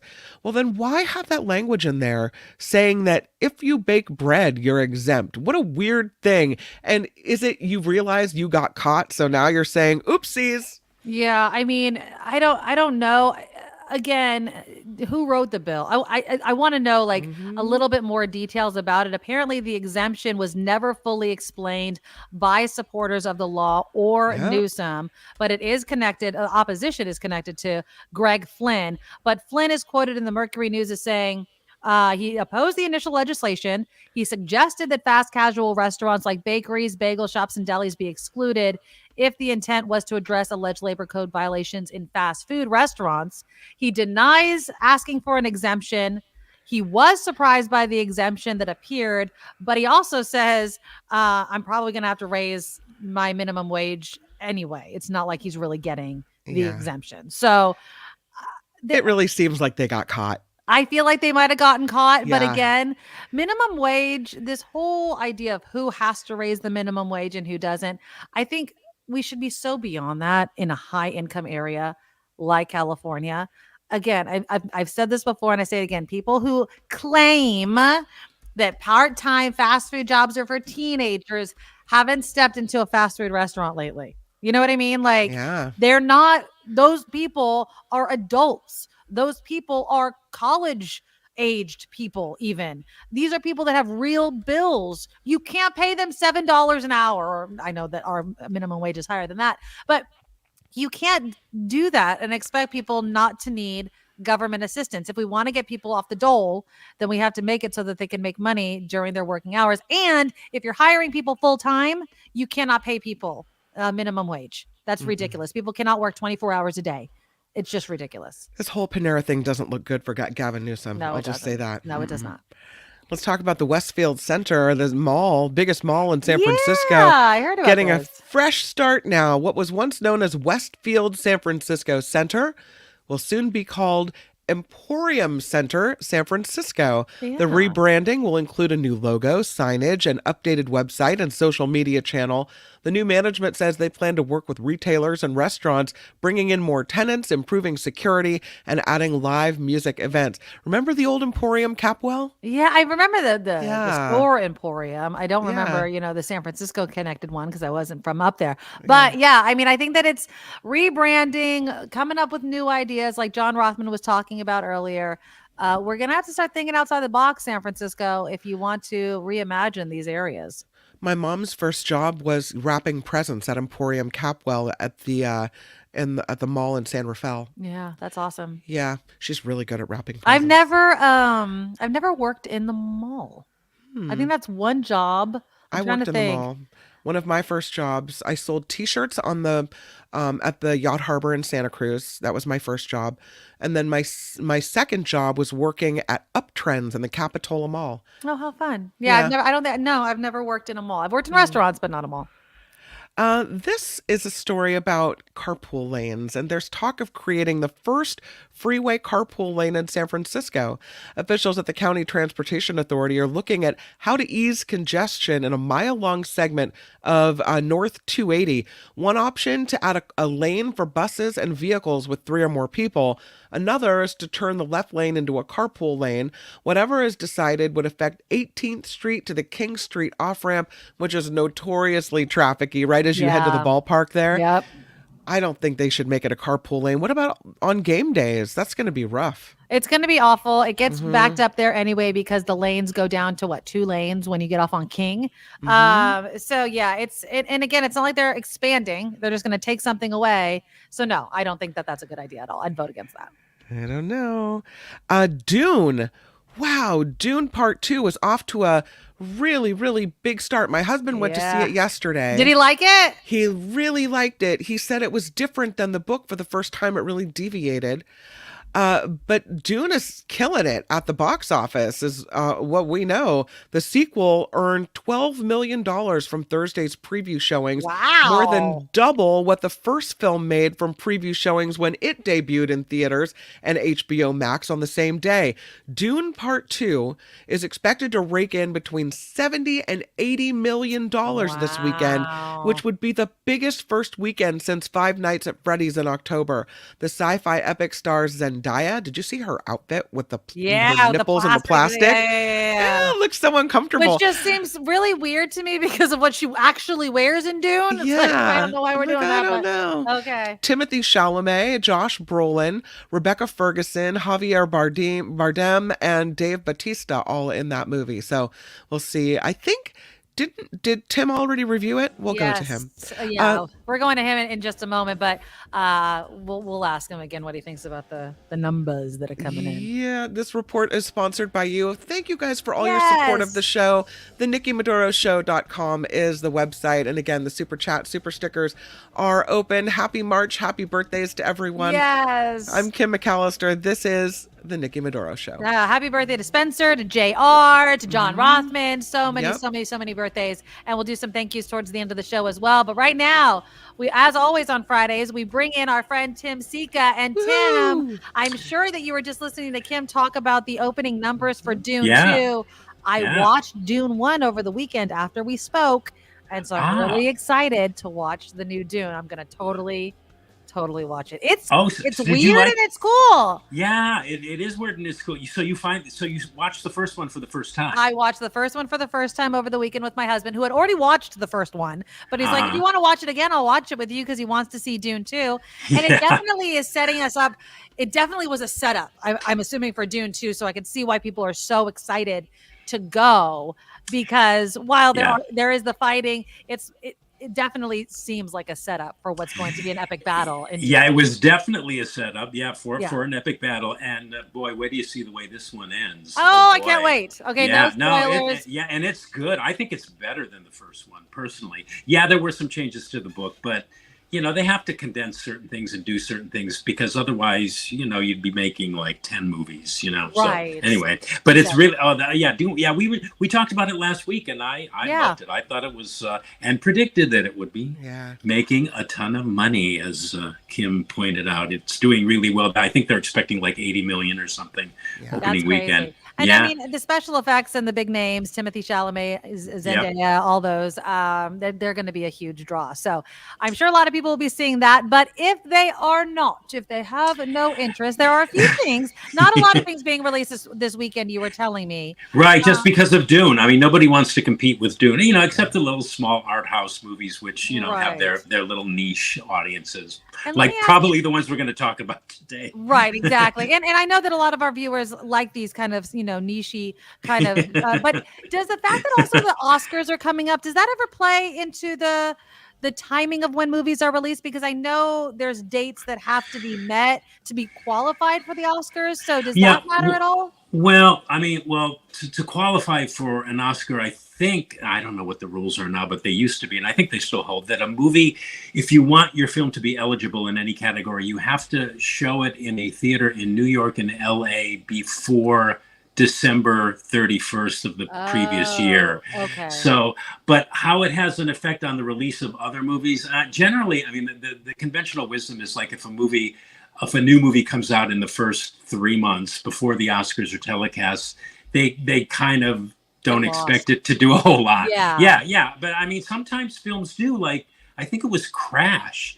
Crash actually won the Oscar, and I believe it was released in March of the previous year. So, sometimes films have legs. So, you never know. And everybody that claims that they know how these things really know. Play out, they don't really know. They're just giving an educated guess based on their experience. Yeah. All right. Well, we have a couple of movies that people can check out. Let's start with this one. Is it Ennio? Ennio. Ennio. Beautiful. Ennio. It's Italian, right? Originally, it was titled Ennio the Maestro, which gives you a little more indication of what it's about. But this is a very loving, very affectionate documentary tribute directed by Giuseppe Tornatore to the music, the life, and the legacy of Italian film composer Ennio Morricone, who composed music scores for over 500 movies and is probably best known for having revolutionized the way in which music could be used or would be used in Westerns. He famously composed the scores for all those Sergio Leone spaghetti Westerns like The Good, the Bad, and the Ugly. Okay, you know the theme. Yeah. That. Yes. Well, he always did weird stuff like that. He did Fistful of Dollars, but he also scored like tons of comedies and dramas and thrillers and horror movies and romances. You name it, he scored it. His versatility knew no bounds. He was an acknowledged master of counterpoint and known for the way in which he orchestrated his scores. He used instruments, things like bells and harmonicas and electric guitars and Jew's harps and other experimental instrumentations that most composers didn't use before he started the whole thing. So this is everything you ever wanted to know about Ennio Morricone, this movie. He was the recipient in 2006. He got a Life Achievement Oscar at an advanced age. I think maybe the Academy thought he was going to die, and they never gave him an award. No. So they thought, well, we'll give him a Life Achievement Oscar. But then he went on to actually win a competitive Oscar for Best Score in 2015 for Quentin Tarantino's The Hateful Eight. So recognition came very late in life for him. He passed away in 2020, but he's on camera for the full 2.5 hours plus runtime, talking about his creative process, his approach to scoring movies. It's all really fascinating stuff. And, there's all these testimonials from movie luminaries like John Williams and Hans Zimmer and Quincy Jones and Oliver Stone, and even pop artists like Bruce Springsteen and Joan Baez. So it's very comprehensive. It also gives the novice film goer or viewer who doesn't really think a whole lot about how a movie is scored a glimpse into one film composer's unique process and approach to, and also what I liked about this movie too is it shows you like what music actually can do for a film. Okay. As opposed to like if it had music or it didn't have music. I think it's a bit too long. I mean, I think it's like 2 hours and 35 minutes. It's a little hyperbolic. I mean, especially when they assert that Morricone created film music. Not true. And that he created the arrangement as opposed to the musical accompaniment. Not really true either. Maybe partially true. But watching this guy, listening to this guy on camera recount his life and his work, there's lots of priceless anecdotes. There's also several reminders of the scope and the breadth of his scores and sampling of his glorious music, like his scores for The Mission and Cinema Paradiso and The Untouchables. I mean, what's not to like? Actually, what's not to love? And I'm a huge film music fan, so this was right up my alley. And I loved it. I learned a lot, and I enjoyed it immensely. And this is in theaters? In theaters, beginning today. Yes. Perfect. All right. We were talking about the Oscars. This next one about dry grasses, it's up for an Oscar, correct? Yeah. Well, it was the Turkish submission for Best International Feature. I think it made the 15 cut. But I don't think it made the final five. Okay. But it was. Oh God. This is when I sent you an email, I said, well, maybe we could, we don't have that many movies to talk about. Maybe we could do this movie. I thought, how am I going to talk about this movie? This is probably the most, it's because I didn't want to talk about this movie because I still am processing it. It's probably the most ambitious, the most interesting, the most challenging, and the most elliptically extraordinary film of all the ones on our short film list of movies today. It's a Turkish film. It's directed by Turkish auteur Nuri Bilge Ceylan, and it's a hard one to describe, but it's basically about this teacher, this cynical, world-weary grade school teacher working in rural Eastern Anatolia with hopes of like moving to Istanbul to start a new life and get away from a job he essentially dislikes because he thinks he's very, very cynical. Anyway, out of the blue one day, he's accused of inappropriate behavior towards a female student of his. Oh. And oh man, that hardly even does this movie justice because, well, we were talking about Ennio and movie music, and for one, this movie has virtually no music, which is one of the things that makes it interesting. It's 3 hours and 17 minutes long. No. Yes. Wait, I'm not done. It's 3 hours and 17 minutes of long, extended takes of dialogue. Much of the dialogue's mundane, save for this intellectual debate two of the characters have at one point, but it's long, extended takes of dialogue. But the dialogue is sort of simmering with subtext. And the best way, I guess, to describe it further is that it's a drama about alienation and what sometimes appears to be this weird connection that we have with certain people that we can't really describe or account for, but it's there. And it's also a tale of politics. It takes place in present-day East Anatolia, and we get these glimpses. I don't know a whole lot about Turkish politics, but we get these glimpses of how Turkish politics go down and impact these characters, these richly drawn characters. One of the leads, Turkish actress Merve Dizdar, her name is, in fact, won the Best Actress Prize at Cannes this year for her performance in this movie. Oh, wow. Okay. So people like it. Yeah, and no getting around it.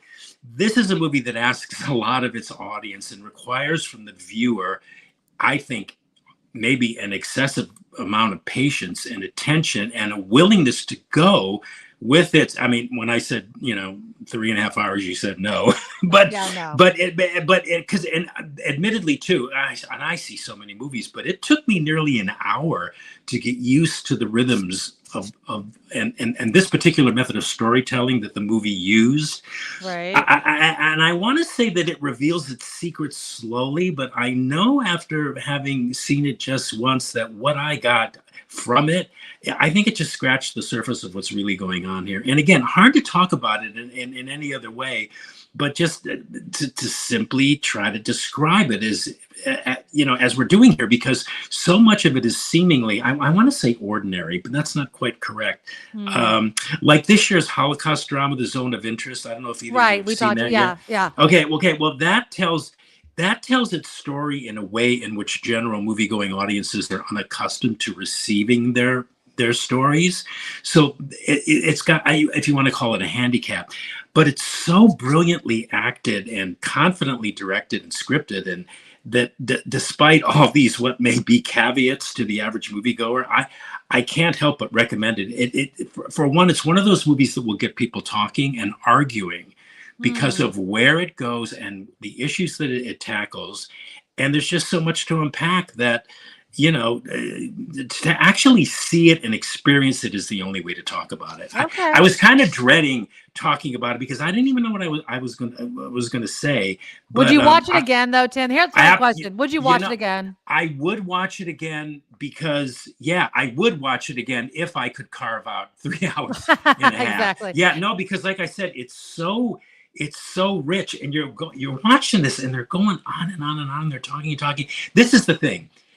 In the last 5 minutes, the meaning of the title of the movie, and I think really what it was you just saw is kind of explained to where you go, oh my God, I wish I had another 3.5 hours because I'd watch it again from the beginning, knowing how it ended, if that makes any sense. Okay, well, I do like that. It's interesting. Now, this is in theaters, obviously, right now, correct? Yeah, right now. Yeah, I truly believe it's some sort of great movie. Not for all taste, but if you give it a chance and you remain with it, I think you'll be amply rewarded. Guaranteed. Okay. Guaranteed. Yeah. All right. Well, if you don't want to go to the theaters and you're not going to go see Dune, there is something on Netflix with Adam Sandler called Spaceman. Spaceman. Yeah. Another quote unquote interesting movie. Every time I use the word interesting, I remember I had this English teacher I had who had one rule in class, which was in talking about something or giving an opinion about something or analyzing something in English class, we were never allowed to use the word interesting because, for one,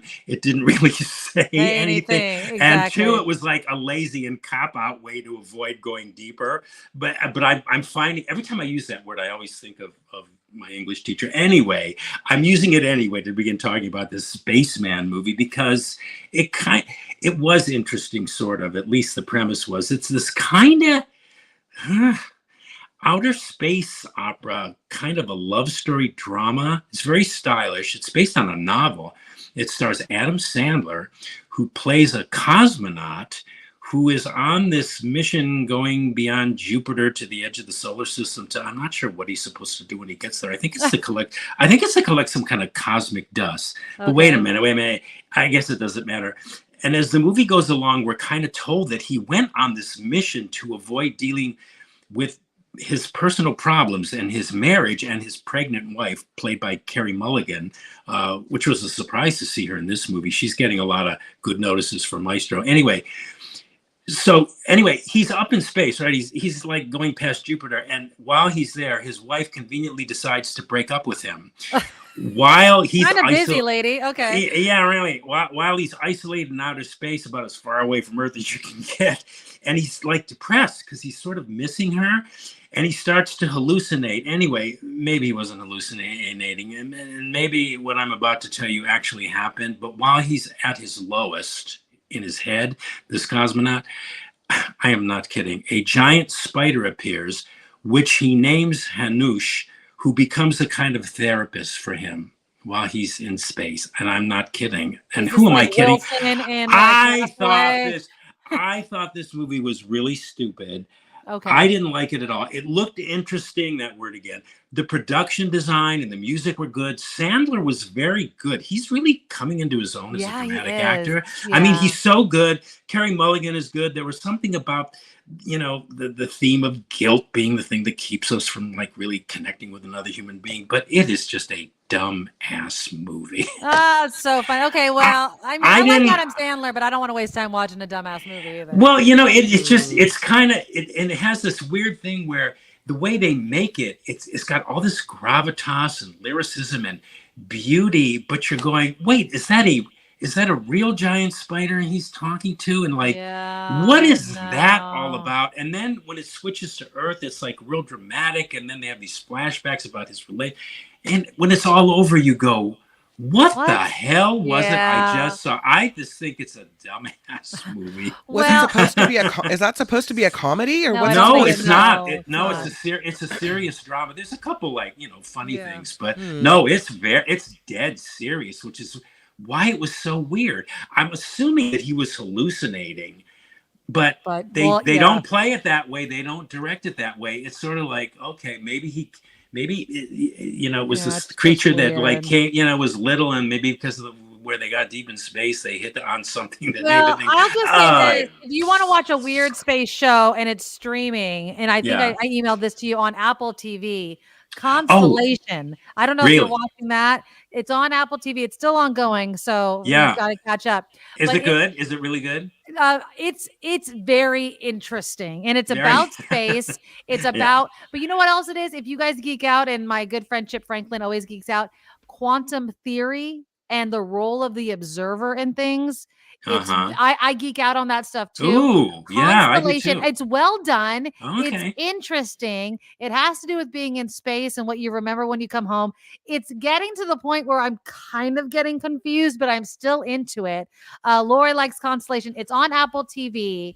Okay. Check that out. That's my recommendation to you if you have Apple TV, because I think it sounds a little bit better than Spaceman. So well, getting back down to Earth, I think the last TV series or the miniseries that I binged was also on Apple TV. It made me think of this. Was Lessons in Chemistry. I love that one. That's a big. Yeah, that's so good. We love that one. Okay, good. You saw. Yes, we're all fans of that one. Yeah, that's a good one. That's an amazing show. That was so good. Yeah. Good. It was well done. Yeah. Okay, I read the book too. The book is also good. Yeah, I heard about the book. Yeah.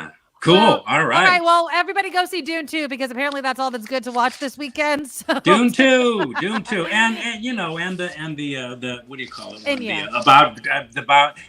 About dry grasses. If you're really feeling like you want to just you have nothing to do for 3+ hours. Yeah, 3.5. Yeah. 3.5. All right, Tim Zika. Okay, you have a fabulous weekend. We'll talk to you next week. You too. Talk to you next week. Bye-bye. All right, you guys, that is our show. I want to give some thank yous, though, really, really quickly. Angel in the Bay Area, right before our food segment, said, I'm hungry. Thank you, Angel, so much for the $10. SJ Lola, thanks for trying my recommendation. I hope you like it. Here's something for your next visit. Thank you for the $10. That's and so it nice. is so good. I've been eating it throughout the show, and this is what I have left. So it's look so at you good. You piled that thing right But I in. don't think I could eat anymore. I mean, you literally have to share it with somebody, so it's a really good deal. Wow. Kathleen, another $10 super sticker. Thank you. That's really you. nice. And JR coming in with $100, giving you a Wowzers. gift for my birthday tomorrow. Happy birthday to JR. Happy birthday to Spencer. Happy birthday to John Rothman. Thank you guys so very much for being here and supporting the show. Please go to our Patreon and go to thenickymadoroshow.com. Please sign up. It's the way we fund the show, and we love to continue doing it and being here for you guys every day. The PayPal's up as well. Just go to paypal.com and put in the email, thenickymadoroshow@gmail.com. And we really love PayPal because they don't take a big cut of it. And then, of course, visit the Substack that we have created. thenickymadoroshow.substack.com. All of these links, by the way, if you hit the more button underneath this video on YouTube, all of the links are right there, so you don't lose them at all. Nick, thank you. $25. Nick. Come on, it's payday. Make it rain. Thank you, Nick. That is so generous as well. I love seeing you guys in the chat and supporting the show. All right, we'll be back on Monday. Stay here, though, for the Mark Thompson Show and, of course, the After Party Live with John and Kim. Bye-bye. Have a great weekend. Bye. Happy birthday. Nikki, you're all so awesome. You're sprout like a beautiful blossom. You're also the best. I really can't rest. You're all so awesome. Wow. Okay.